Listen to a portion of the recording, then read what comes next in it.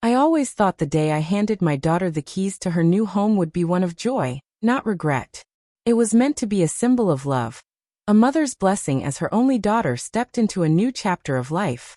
Natalie was getting married, and Thomas and we wanted her to walk into that marriage with security, stability, and something to call her own. The house was beautiful. A standalone two-story home in the Boston suburbs, completely renovated from the ground up. Thomas had overseen every inch of the remodel: polished oak floors, granite countertops, French windows that welcomed morning sun. Every detail was carefully chosen for Natalie. It was our wedding gift to her. A legacy, really. Her fiancé, Curtis Miller, seemed decent enough on the surface. Polite. Soft-spoken. The kind of man who always said yes ma'am, and offered to carry groceries.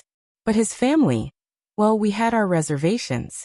No house, no car, no real financial contribution to the wedding. Curtis's parents lived in a remote rural town, working odd jobs.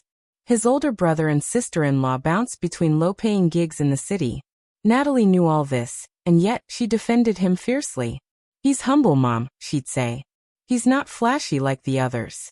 That's what I love about him. She believed in him. So, we gave her our blessing. We didn't want to start her married life with tension. Besides, we figured, love mattered more than background. We just wanted her to be happy.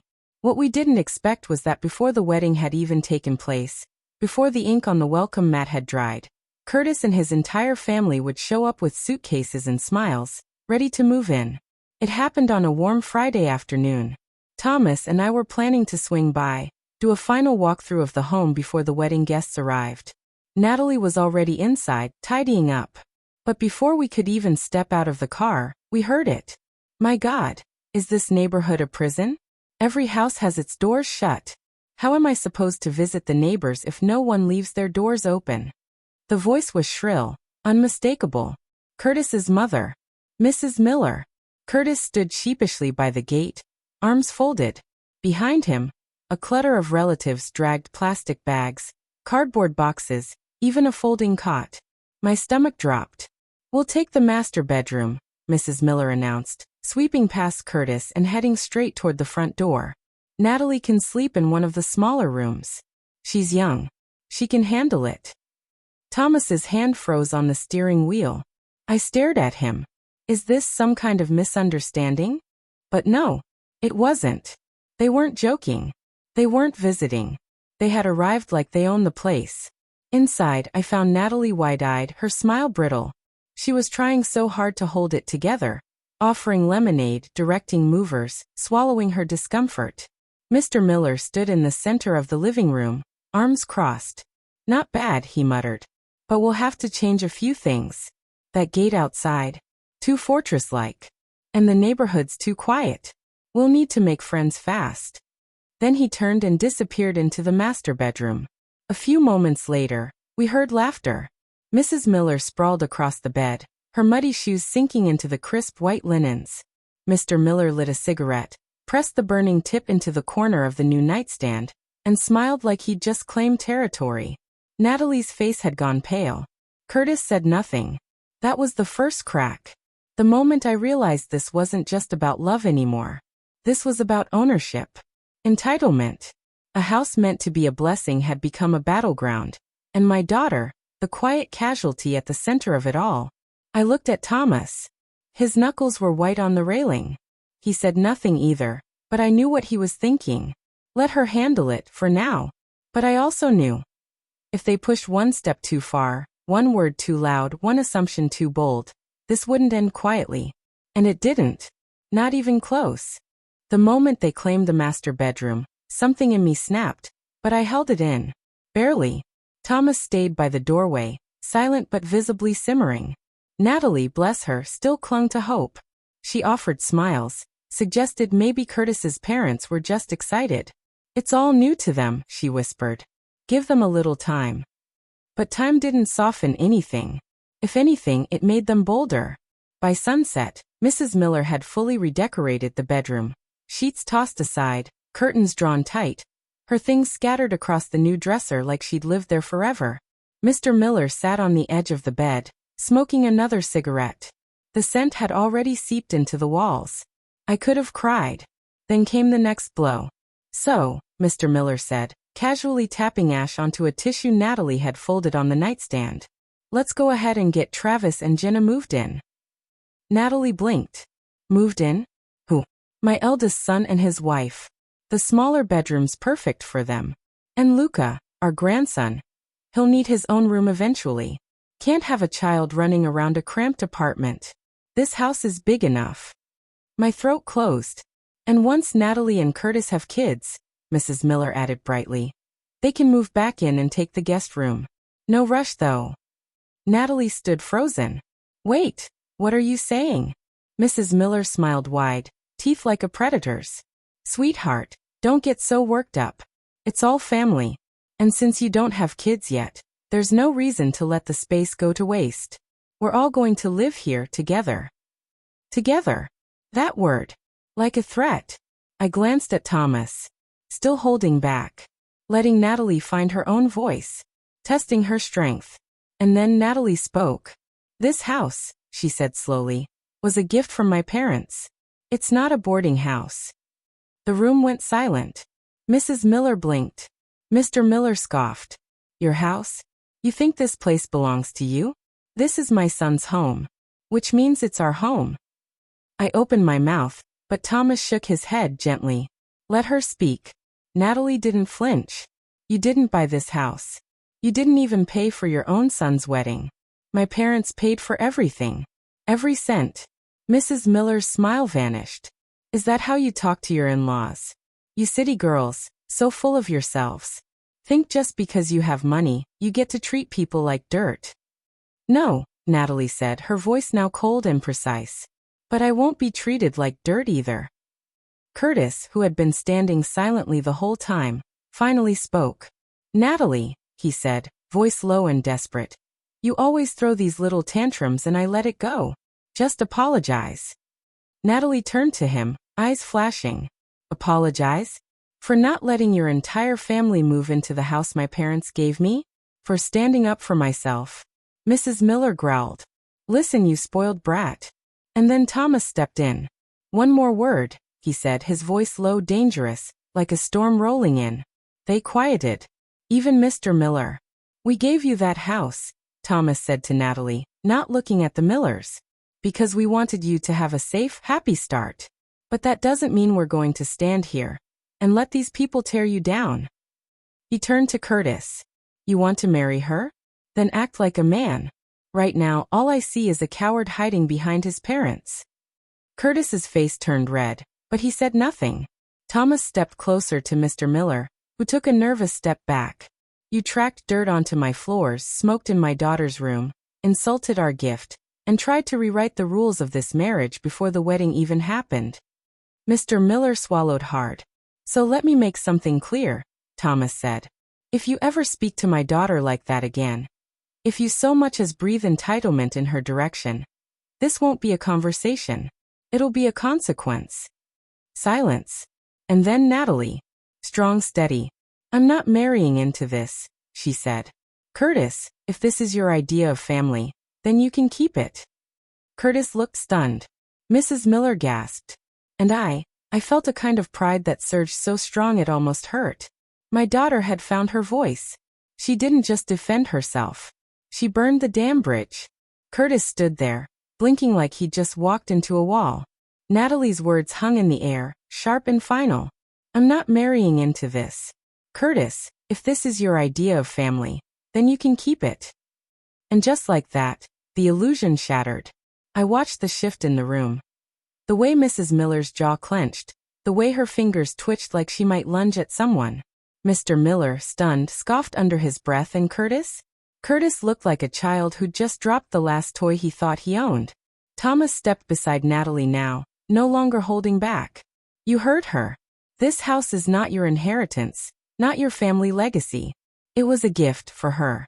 And now it's time for you to leave. Mrs. Miller snarled. You think you can just toss us out like trash? We moved all the way here. We made plans. I crossed my arms. You moved in without an invitation. You made plans that were never yours to make. Don't confuse entitlement with residence. Curtis finally found his voice small and weak. Natalie, don't do this. You're overreacting. You're not even thinking clearly. But Natalie's spine was straight, her gaze ice-cold. No, Curtis. For the first time in months, I'm thinking clearly. You let your parents trample all over me, in my home, and said nothing. You let them disrespect my family. You stood there while they insulted me and tried to hand my future over to your brother. If that's the kind of man you are, then thank God I found out now. He blinked again, chest rising and falling fast. You're throwing everything away. No, she said. I'm reclaiming it. That was the last straw for Mrs. Miller. You ungrateful brat. You'll regret this. My son could have had any woman, any decent girl who knows how to respect elders. You think you're better than us because your family has a few dollars. Thomas snapped, enough. His voice cracked through the room like a whip. You came into our home, disrespected our daughter, and now you're gasping like fish thrown onto dry land, wondering why the tide's gone out. But you came with empty hands and open mouths, demanding. Now you'll leave the same way. Mr. Miller opened his mouth again, but this time Thomas was quicker. He stepped forward, full of fire and fatherly fury. Say another word, he growled, and I'll give you a broken jaw to match your broken logic. Curtis tried again. Natalie, come on. I told you. I can talk to them. I can make them understand. No, she said firmly. You've had plenty of chances to stand up for me. You didn't. You don't get another one. Mrs. Miller lunged then, arm raised, shrieking something I'll never forget. You'll regret this. You think any man will want you now. You're too old, too proud. And before her hand could land, I stepped forward, caught her wrist midair. She froze. I looked her dead in the eye. Touch her, I said softly, and you'll leave here in an ambulance. The silence that followed felt louder than any shout. Curtis, finally realizing it was truly over, sagged into himself. His voice was barely a whisper now. Can't we just start over? Natalie didn't yell. She didn't cry. She simply shook her head. I don't want to start over with someone who made me beg to be respected. Mr. Miller muttered something, but it was incoherent. He grabbed one of their bags. Only one, because they'd come here assuming they'd take everything else. As they stumbled toward the door, Thomas tossed Curtis a small box. Everything you came with, he said. Nothing more. Curtis caught it, looked down, saw the same engagement ring Natalie had bought herself, still neatly tucked in its case. She bought that, I said quietly. You never paid for it. So it belongs to her. Curtis looked up, confused. And we're giving it back, I added. Because we don't keep things that were never ours to begin with. Outside, Mrs. Miller tripped on the first stair. Her heel caught, and down she went, arms flailing, curses flying. Mr. Miller bent to help her, muttering how the house was cursed, how we were all snakes. Curtis followed behind, shoulders hunched, dragging a single duffel bag behind him. They left like they arrived. Loud, dramatic, and entirely uninvited. Inside, silence. Natalie stood still for a long time in the center of the room. Then slowly she turned to us. Thank you, she whispered. Thomas pulled her into a hug without a word. I walked over and wrapped my arms around both of them. And for the first time in weeks, the house felt like ours again. That night, Natalie sat with me on the porch, staring out into the yard where twilight draped everything in soft blue. Did I make the right call? She asked quietly. I looked at her, not the little girl who used to dance barefoot in the sprinklers, but the woman who just burned her way out of a cage someone else had built for her. You didn't make the right call, I said. You made your call. And that's the only one that matters now. She nodded slowly. I thought love was about compromise, she said. I smiled. It is. But not surrender. We sat there, in the gentle silence of our reclaimed home, watching the stars peek out, one by one. And for the first time since Natalie met Curtis, I saw peace in her shoulders again. She hadn't just ended a relationship. She'd reclaimed her voice, her dignity, her future. The wedding was canceled. The house was locked. And as for Curtis? Well, he'd find out soon enough. Some things, once lost, are never offered twice. It had been 2 weeks since Natalie returned the final check to Curtis. 2 weeks of silence, of peace, of slowly knitting herself back together after being torn apart, thread by thread, by a relationship that had never been real in the first place. The restraining order had gone through. The online smear campaign had been legally buried. Curtis had been dropped from his firm, ignored by the very people he once believed would protect him. Yet even with all that, Natalie didn't walk around with a triumphant smile. No victory dance. No vindictive glee. She just moved forward. Her focus shifted entirely to her job. She began leaving home earlier, arriving at the office before the lights were even on. She worked late into the evening, sometimes staying behind just to reorganize old files or fine-tune presentations nobody had asked her for. There was a steadiness in her now, like a lighthouse that had weathered the storm and decided to shine brighter rather than collapse.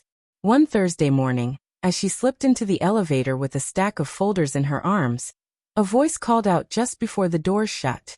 "Hold the door." She pressed the button instinctively. A hand caught the gap just in time, and a familiar figure stepped inside, Ethan.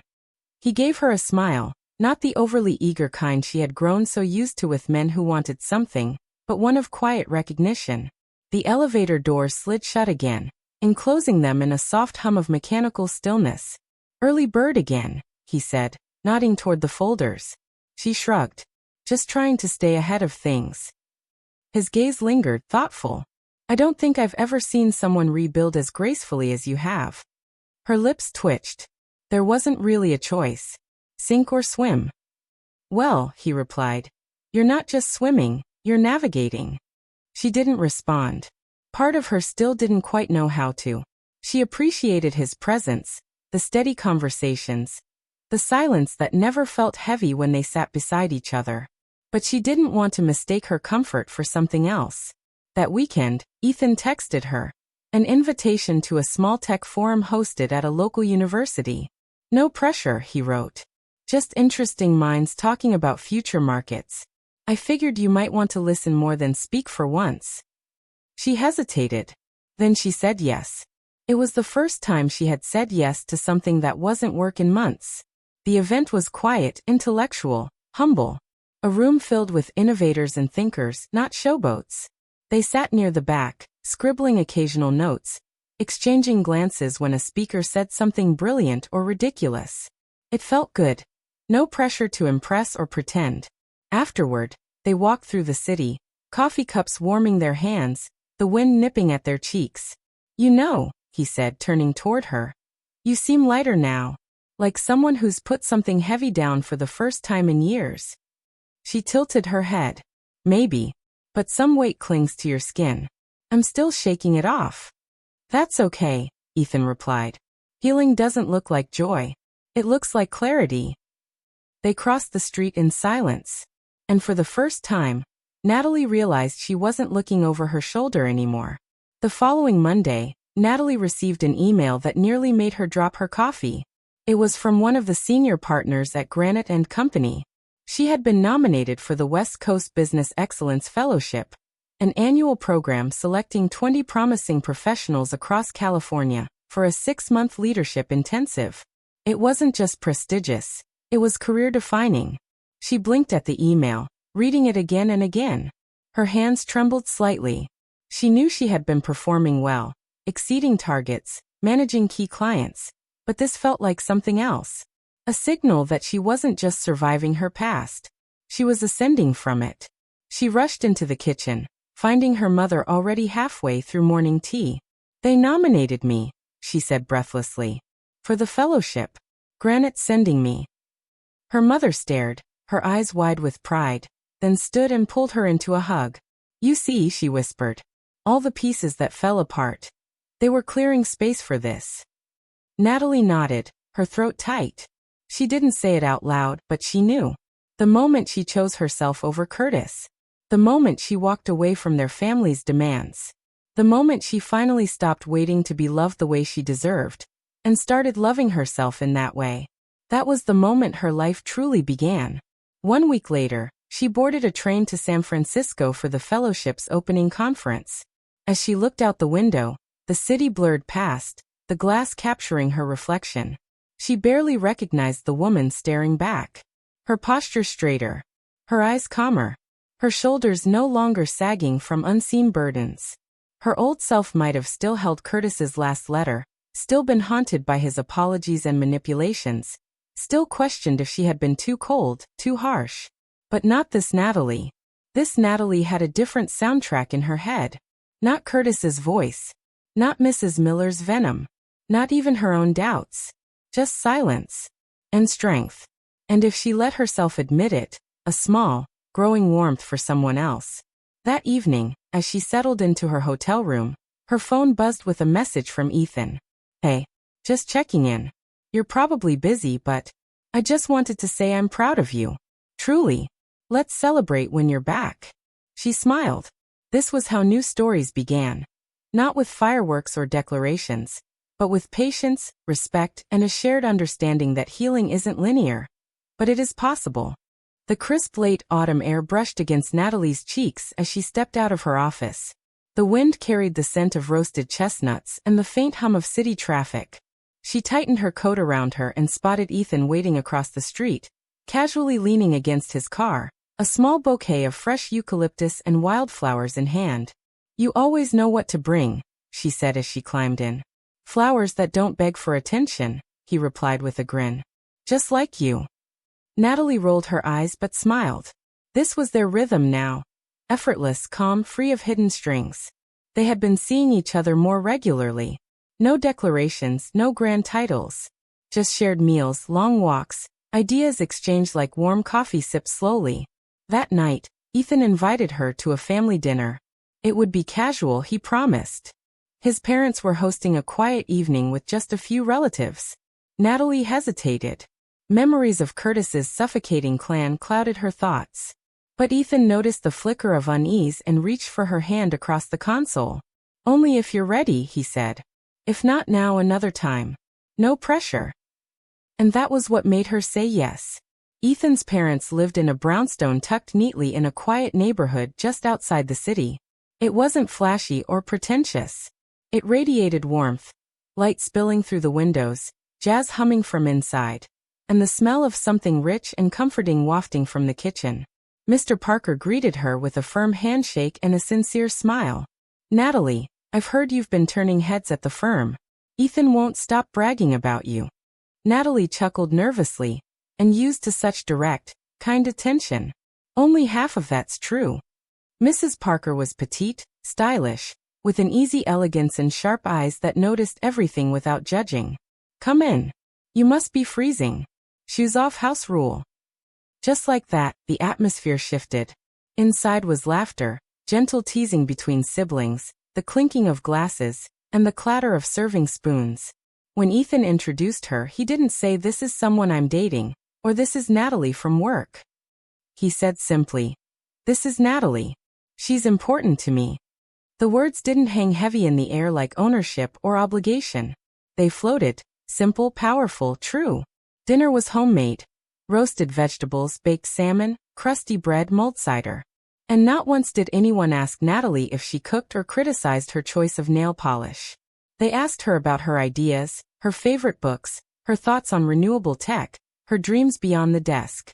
It was nothing like Curtis's family dinners, where she had to defend her ambition like it was an infection. At one point, Ethan's cousin asked a question about legal protections in startups. Natalie answered with clarity and confidence. She caught Ethan watching her, not in awe, not with pride, but with admiration, like watching someone finally step into their natural light.